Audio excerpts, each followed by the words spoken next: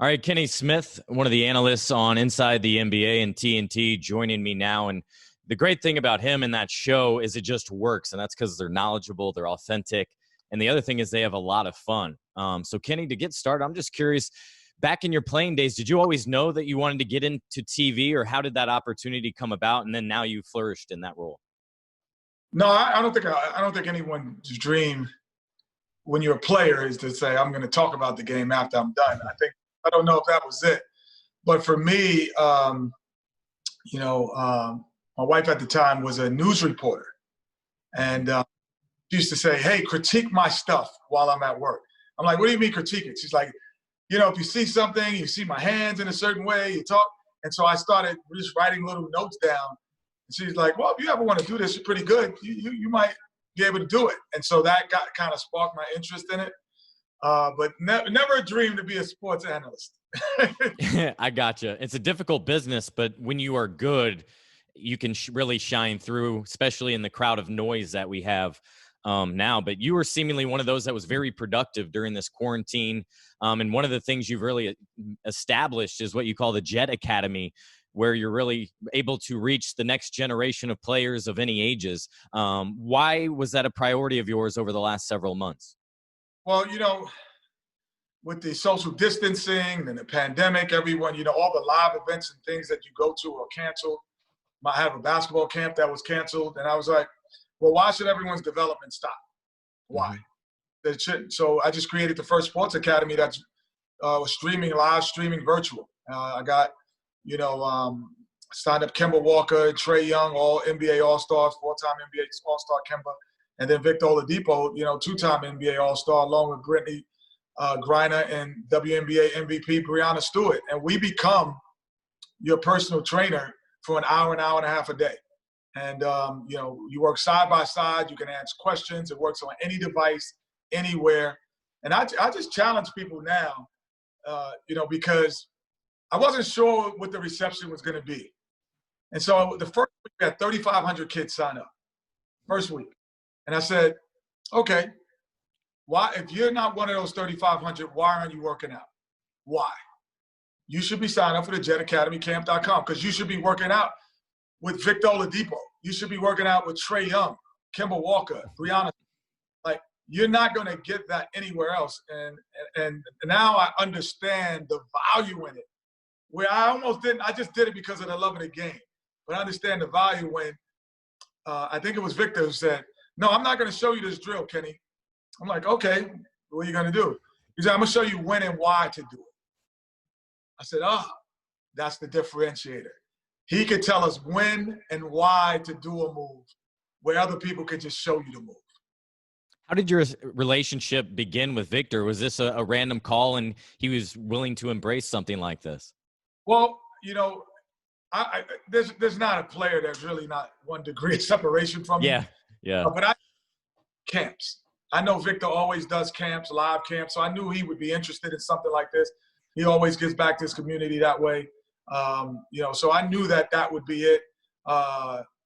People in his management, Jay, I've known, growing up in New York. I know Jay when he was 17, 18.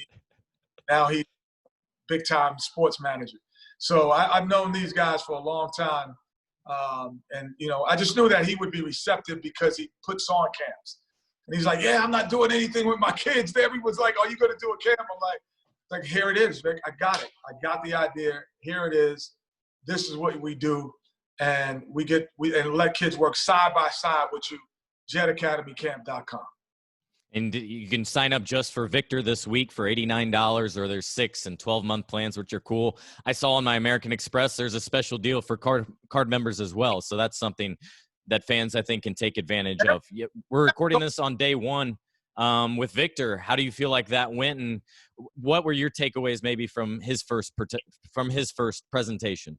Yes, and we have a Big Shaq code. You can put in Big Shaq, and he gives you $35 off. So, it's been great. I mean, like talking to Vic inside the bubble is a little different than talking to Vic this. So, and it's almost a universal thing, which I've noticed.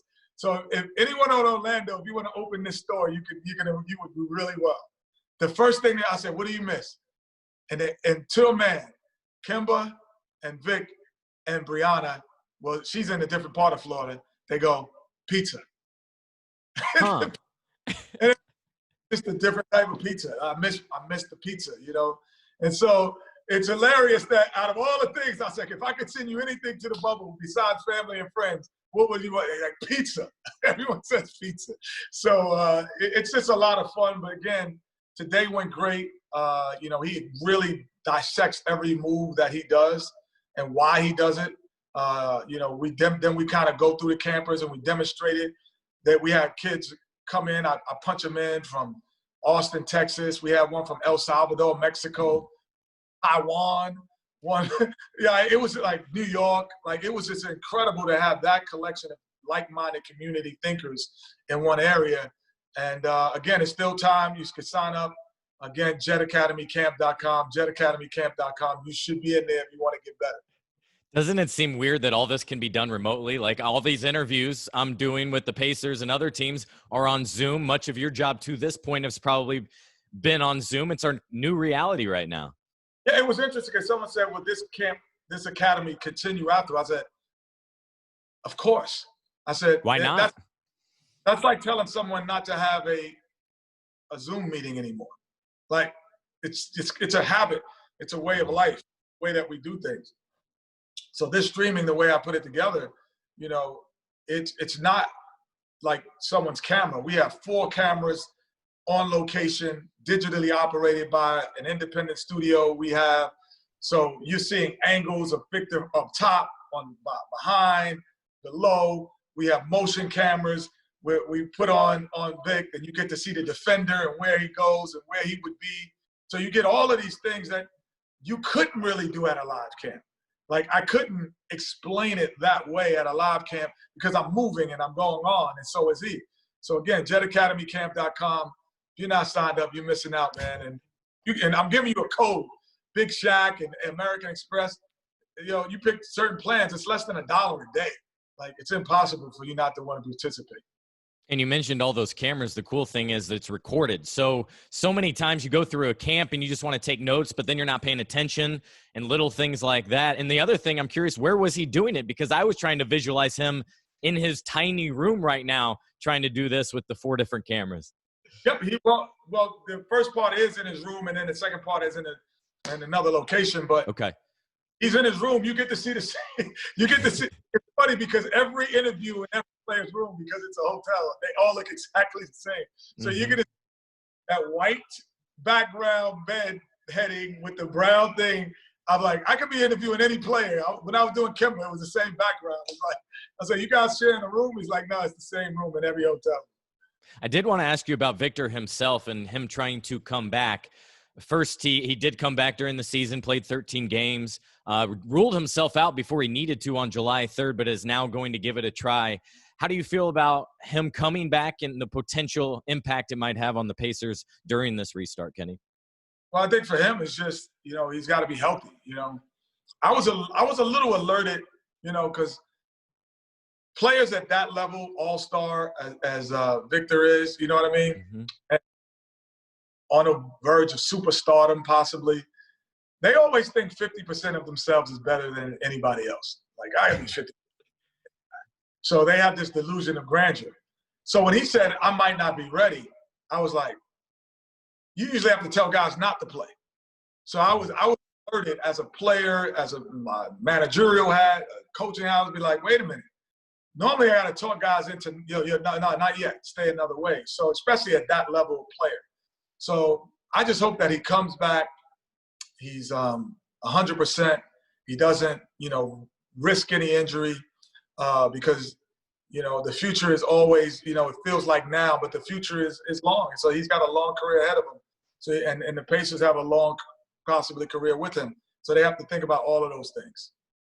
And one of the things with Victor has been that health and everything, but now they hear about Domas, who's probably out indefinitely, may not play in this restart. Pacers, I thought, could be a team that surprised a few people, maybe advanced even to that second round for the first time since 2014, but now this is another setback. From a big picture view, how do you feel about the Pacers just in this restart and also what they're building? Because they kind of have their team now in place with Malcolm, with Vic, Miles and Domas. Yeah, and I think Jeremy Lamb's still, right? So you got a bunch of guys that are out. Yeah. As guys are coming in, it's like they're passing in the night. So, it's kind of unfortunate because also I think I'm not saying that the great teams, the Lakers, the Clippers, the Bucks, they won't play poorly. They'll play great. But I think the inexperienced teams will play better because anxiety. There's no road. There's no hostile environment. Those are the things that typically have always held them back. So I think they just shortened the gap a little bit. And a team like Indiana, that could have been or could be, if Domas come back, that could be really big for them. One of the things, Kenny, the Pacers did last week was a guided meditation as a team. Maybe it was inspired by Phil Jackson in The Last Dance. Victor, I'm guessing over this next week is going to talk about his mentality and the books now he's reading and those sorts of things. How much of that was a thought back when you were playing or has evolved now, especially now and so prevalent in today's game? Well, I think that there's a little bit more distractions as well, obviously, because you hear the noise easier with the social media. Like, we didn't hear the noise as easily unless we turned on sports radio. If we decided to turn that off, when your device is on, you get alerts you're not even thinking about. Or your friends around the world instantly get information that we didn't really have the problem with.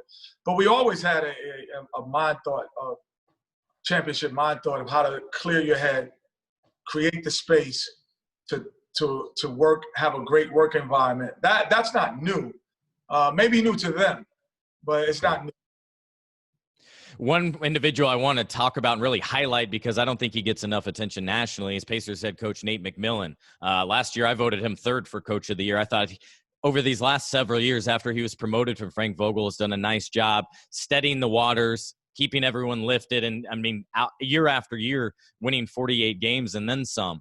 It's a big year for him, obviously. And you played kind of right there with him. You were at UNC. He was at NC State, excuse me. What memories or what thoughts do you have about both him from playing and then what he's been able to do guiding this Pacers roster?